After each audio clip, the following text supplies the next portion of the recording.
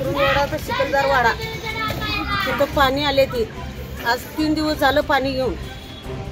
पोरं बाळ बारकी एसपी शाळेत चालवली दत्त कॉलेजमध्ये चालवली 10 माणसाचं कुटुंब आहे आमचं आणि आमचं पसारा भरायचं चाललंय सुनाबाळांची तापत्रा चालल्या आणि आता आम्ही गंगापूरला स्थलांतर होणार आहे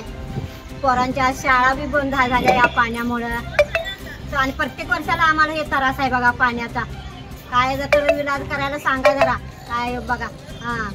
प्रत्येक वर्षाला आम्हाला हे पाण्याचा त्रास आहे असं मुलाबाळांचा हाल सुनाबाळांचा हाल आहे आमच्या आहे बघा